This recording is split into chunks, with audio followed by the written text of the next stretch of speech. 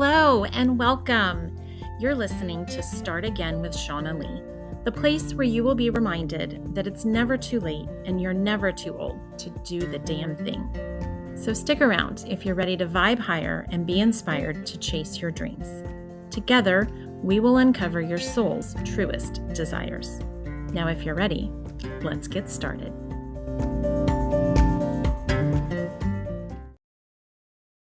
Well, hello everyone, and guess what? I am back with another Simply Shaunna episode. Here's the thing. You may have noticed that it's been a while. That is for very good reason.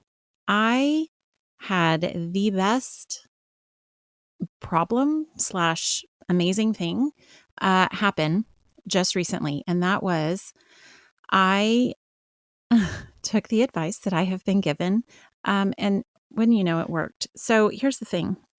I have heard that you should join and participate in other people's Facebook groups as a way to grow your own audience. And personally, it always felt a little misaligned and not quite my vibe. So I struggled with it a little bit. However, there is one that I, from time to time, feel connected to, and other times feel like I don't know who is in this group. And it is an amazing group if you are a woman entrepreneur. It is called Women Supporting Other Women Entrepreneurs.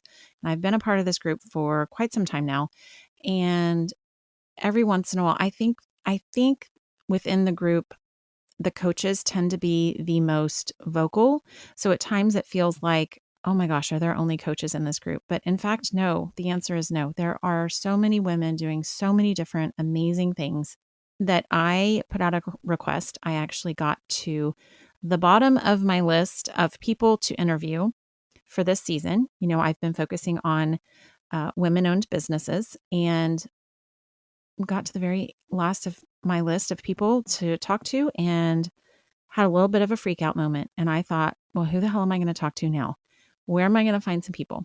And so I went back into my Rolodex of, entrepreneur knowledge that I've been gathering over the years. And I did what I was told.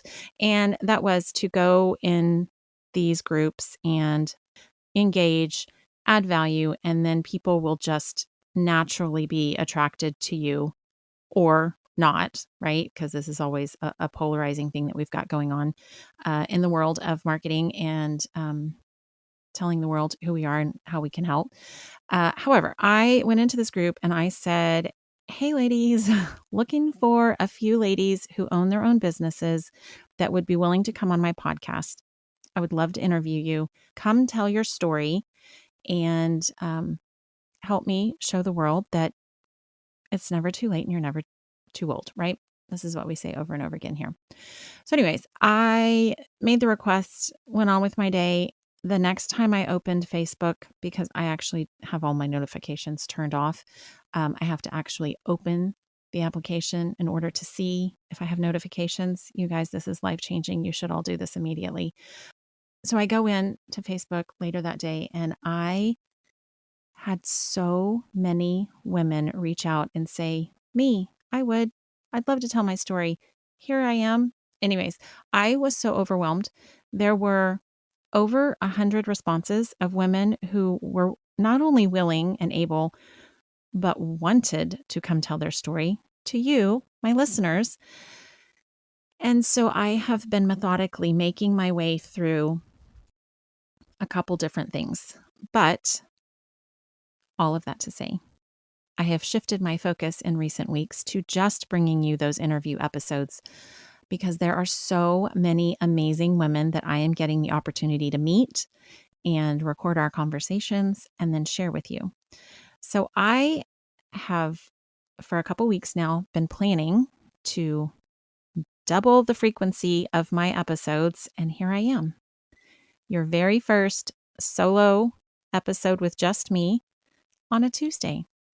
So my goal moving forward is that you will get a Simply Shaunna episode on a Tuesday, and you will get an interview with one of these amazing women on Thursday.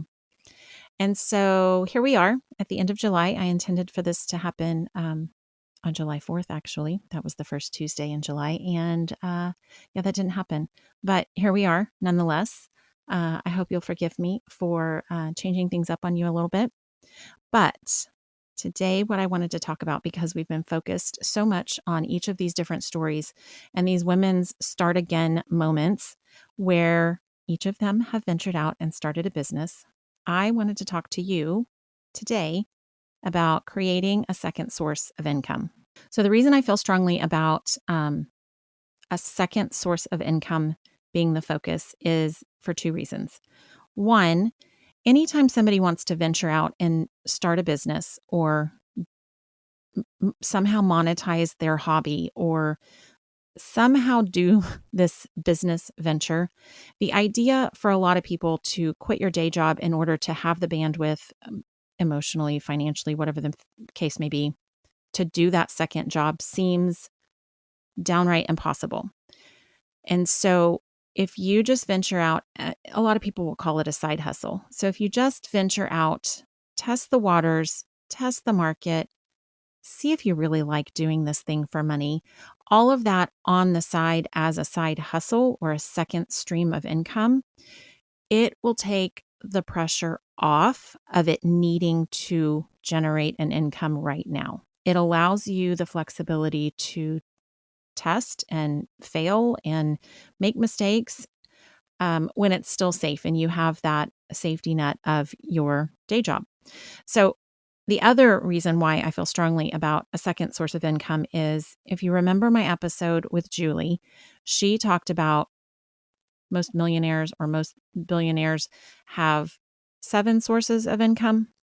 I don't remember the number, but suffice it to say, the wealthy people in the world are not generally relying on a single source of income. So when you venture into the world of, okay, I can do this second thing as a way to earn money or to start a business or to try a new thing, whatever the case may be, it allows you to generate more income and get closer to your financial goals just by creating another avenue to do that. And like I said, when it's a second source of income, there's less pressure. So, what I wanted to talk to you about today was for some of you out there, you might be thinking, oh, good Lord, Shauna, this is crazy town. I can barely handle my one job and my family and just finding the time to hang out with my friends occasionally here and there. But what I'm going to tell you is it doesn't have to be exhausting. So, there's a couple different ways that you can do this. And the purpose of today is really just to kind of get your mind thinking about what that would look like for you and whether or not that's something you would even want to do. So the first way, and this is the reason I say the first way, and I put it at the top of the list, is because this is generally the first place that people go when they think of. So a lot of people, you think about having a second job, you think, oh God, they need extra money and that's why they got a second job. Okay, yeah, maybe sometimes. However, let me just throw this out there for you. Some people venture into a second job where you are entry level or even interning simply because they want to learn something new about a different industry or a different company than they currently know. So it can be a fantastic way to just get your feet wet. Let's say you have worked in tech your whole life, but you really want to work in publishing and you want to be closer to publishing books. This is a great way to get a part-time job on the side, just as a way to learn what you don't know. So the second job, I think, is kind of the first place most people go to in terms of a second source of income. Well, obviously, I need to get another job, and who the hell has time to do that? But there's a lot of different ways that you can consider that as a alternate path. So let me just tell you, from a single mom perspective, the idea of a second income, when I first heard this, well, the idea of a second job, really, when I first heard this or thought about it, it was from a point of, oh my God, I need more money. I got to do something else to afford, hockey this season for my son. I didn't ever consider it as a way to learn something that I didn't know or to venture into a new industry.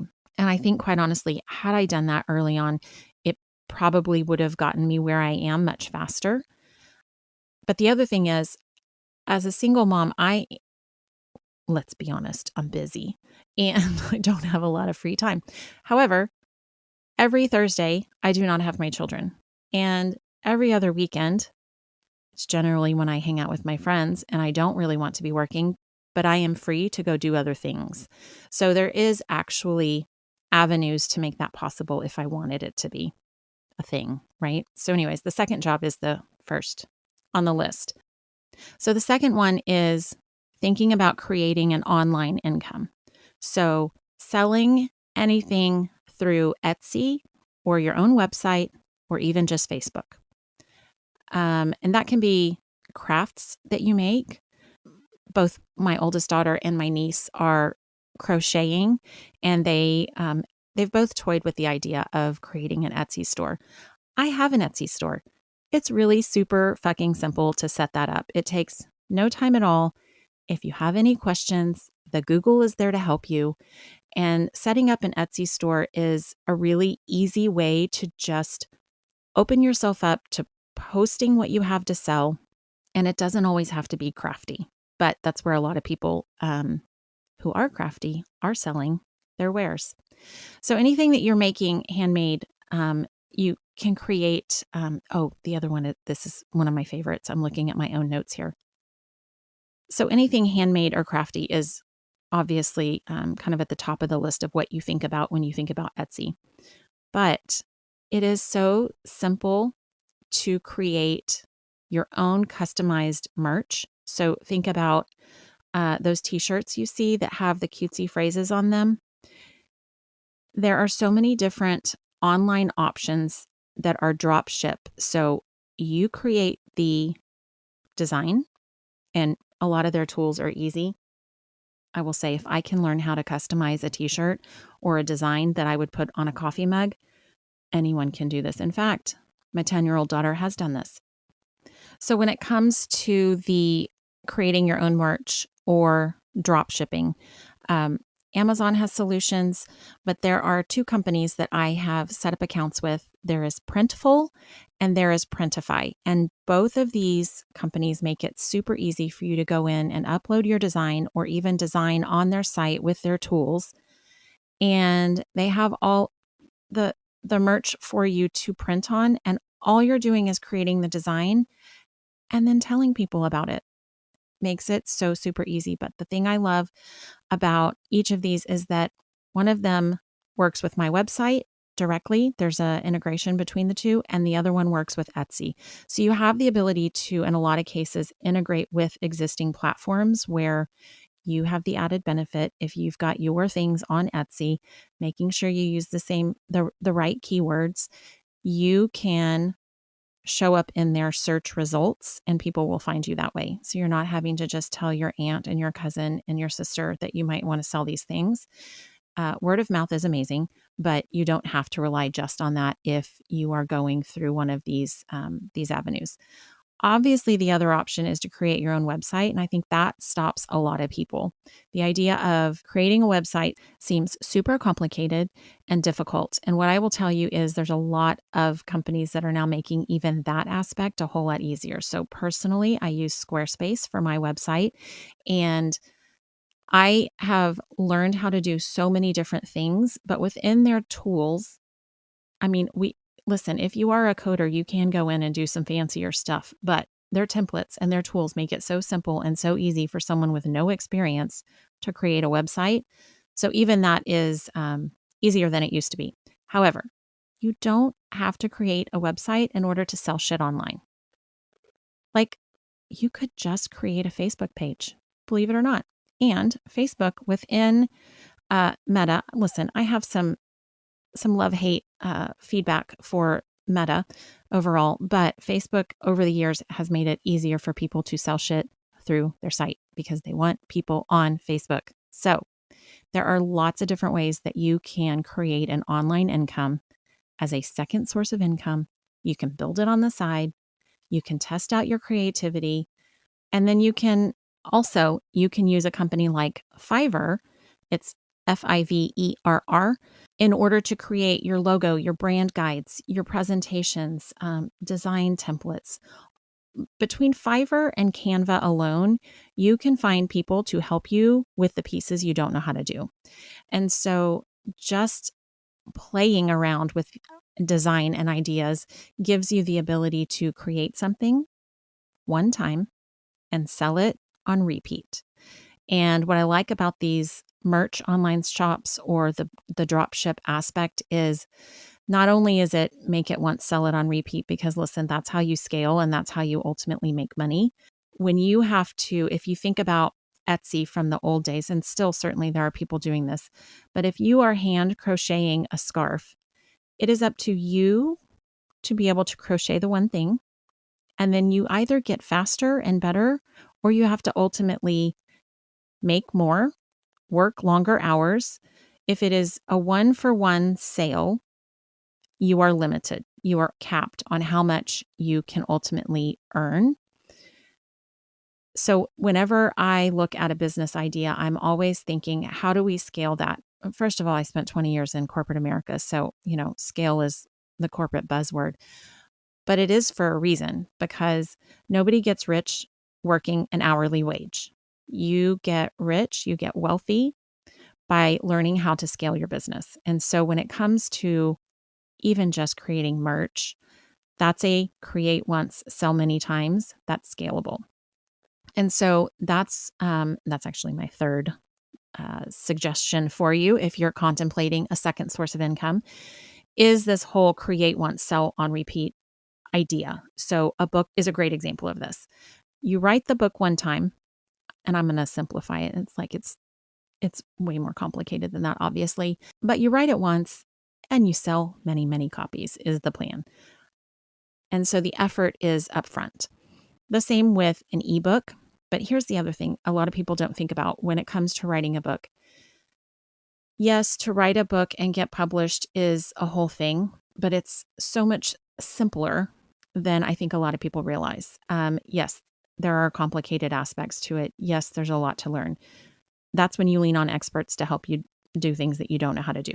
But when it comes to this idea of create once, sell on repeat, there are a bunch of different things that you can do on a much smaller scale that get you, one, practice doing it, and two, that income stream. So an example would be how-to guides or templates that people can use to create their own. Canva is a great example of this. So if you were to create several templates for, I don't know, let's say a book report or a business plan, or I'm trying to think of all the templates, business presentations, you can go out and create those templates and sell them on repeat. And the best way to do this is like a how-to guide. So you're going to walk somebody through something and you're going to detail all the steps on how to write your children's book.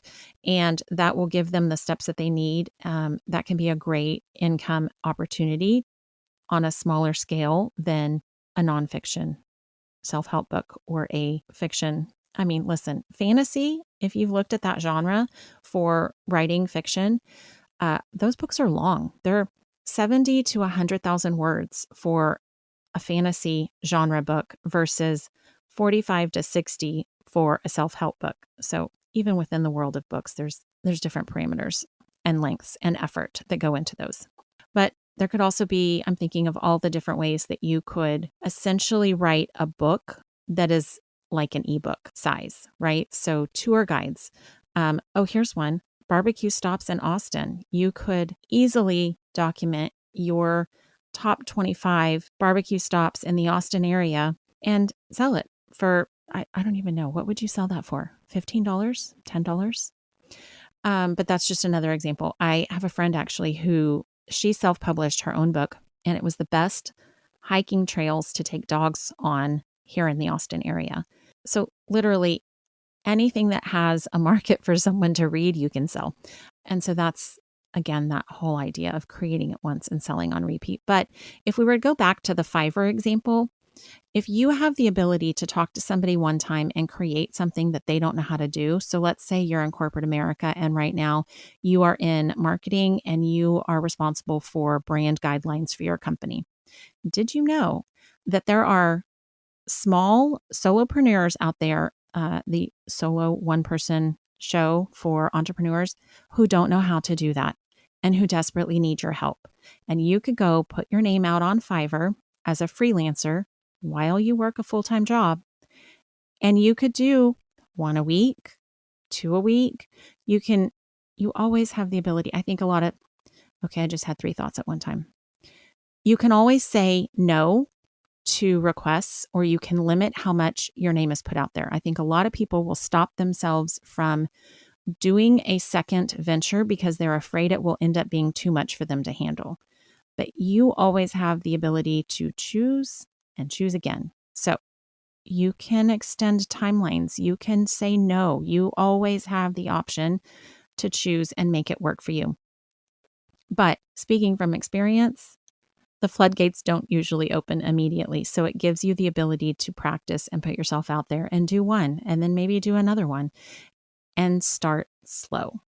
So whatever it is that you do in your day job has an opportunity to create a second income if you were to consider freelancing on the side and doing that for other small businesses who desperately need your help.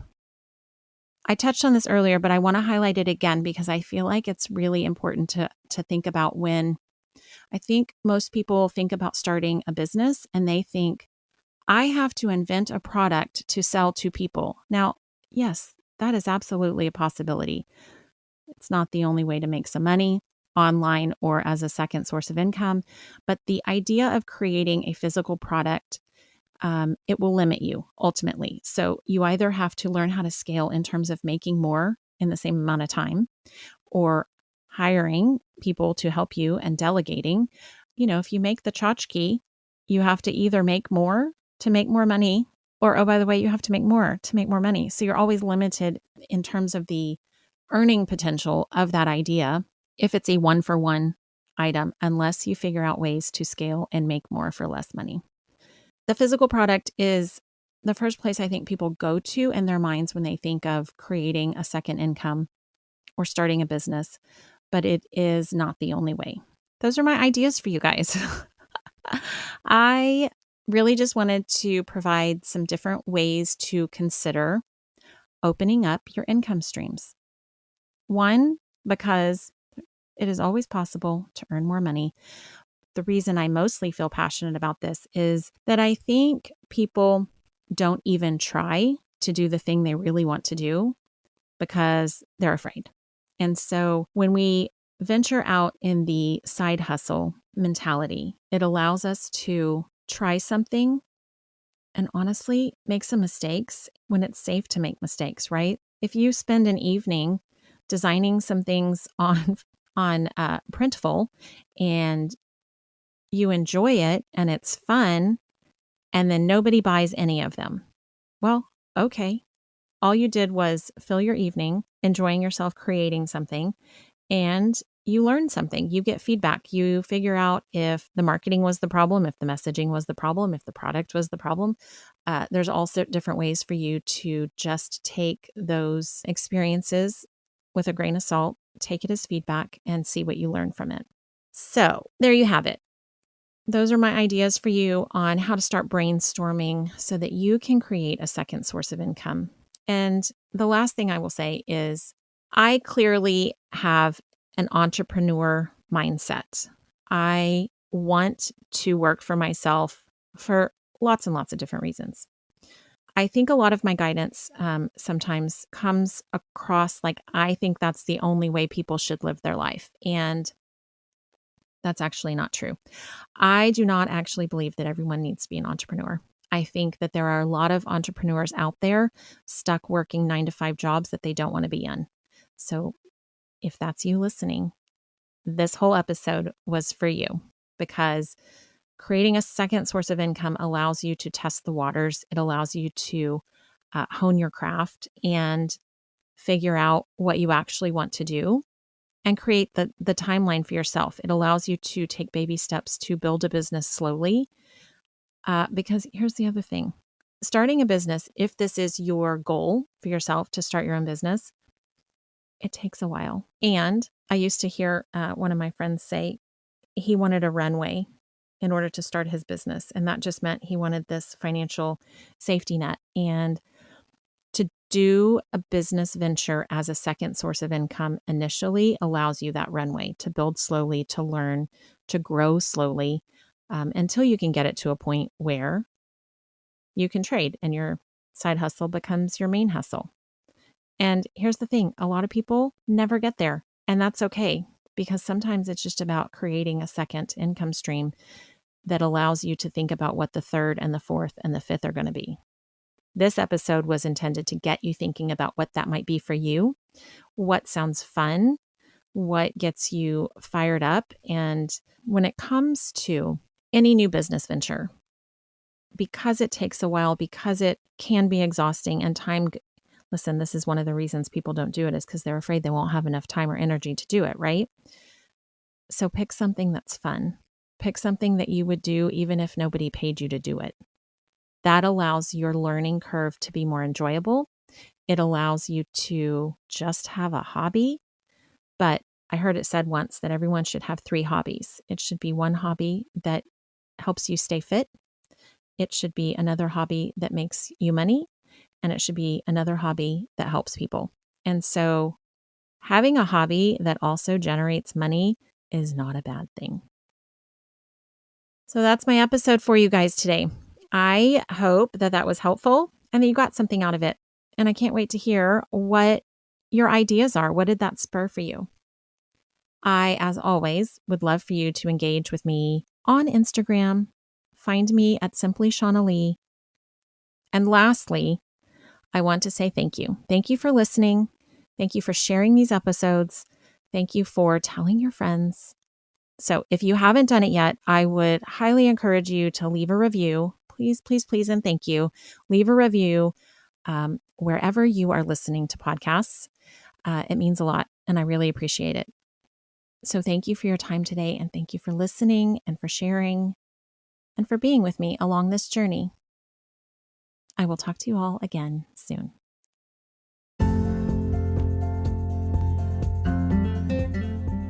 Okay, listen. Are you struggling to find what your true purpose really is?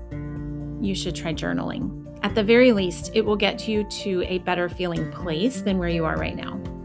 I've created a set of journal prompts to get you on your way to discovering who you truly are and where you want to go from here.